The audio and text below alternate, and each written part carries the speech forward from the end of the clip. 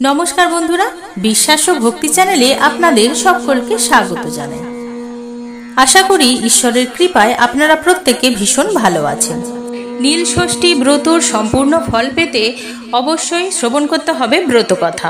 তো চলুন বন্ধুরা, আজকের ভিডিওতে আপনাদের শোনাবো নীল ষষ্ঠীর ব্রত কথা।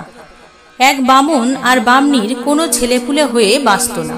তারা দুজনে পরামর্শ করে একদিন তীর্থে যাবার জন্য বেরিয়ে পড়ল। ক্রমে তারা যখন সরজ নদীর তীরে এসে পৌঁছলো, তখন বামুন বলল, চলো ওই জলে ডুবেই আমরা আমাদের জীবন শেষ করি। বংশ রক্ষার জন্য যখন কোনো ছেলেই রইল না, তখন বেঁচে থেকে আর লাভ কি। এই কথা বলে তারা নদীতে নামতে লাগলো। এমন সময় মা ষষ্ঠী এক বুড়ির রূপ ধরে এসে বলল, ওগো বাছারা, তোমরা আর বেশি দূর যেও না, এর থেকে বেশি দূর গেলে জলে ডুবে মারা যাবে। বামুন আর বামনি তখন তাকে নিজের দুঃখের সব কথা বলল। মা ষষ্ঠী তখন সব শুনে বললেন, দোষ তো তোমাদেরই বাছা। সদ্যজাত শিশুর কান্না শুনে অহংকারে মত্ত হয়ে তোমরা সব সময় আমায় বলতে, বাবা আপদ গেলে বাঁচি। কখনো বলেছ কি, আহা ষষ্ঠীর দাস বেঁচে থাক? সেই পাপেই তোমাদের এই দুর্দশা।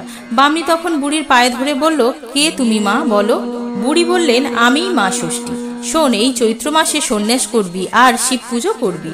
সংক্রান্তির আগের দিন উপবাস করে নীলাবতীর পুজো করে নীলকণ্ঠ শিবের ঘরে বাতি জেলে দিবি। তারপর আমায় প্রণাম করে জল খাবি।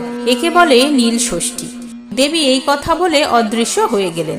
তারপর বামুন আর বামনি দেশে ফিরে এসে নীলের দিন খুব ভক্তি ভরে আর নিষ্ঠার সঙ্গে নীল ষষ্ঠীর ব্রত করল।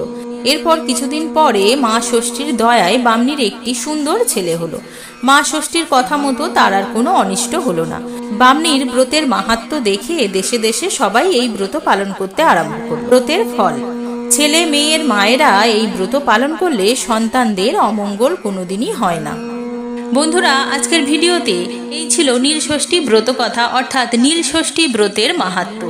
যে কোনো ব্রত পালনের পর তার সম্পূর্ণ ফল পেতে ব্রত কথা অর্থাৎ ব্রতের মাহাত্ম্য শ্রবণ করার প্রয়োজন। বন্ধুরা, ভিডিওটি এখানেই শেষ করছি। আমার ভিডিওটা যদি আপনাদের ভালো লেগে থাকে তাহলে একটি লাইক করবেন, কমেন্ট করবেন। কমেন্টে অবশ্যই জয় মা ষষ্ঠী লিখতে ভুলবেন না, এবং এরকম নতুন নতুন ভিডিও পেতে আমার চ্যানেলটি সাবস্ক্রাইব করে আমার পাশে থাকবেন। আমার ভিডিওটি সম্পূর্ণ দেখার জন্য আপনাদের অসংখ্য ধন্যবাদ।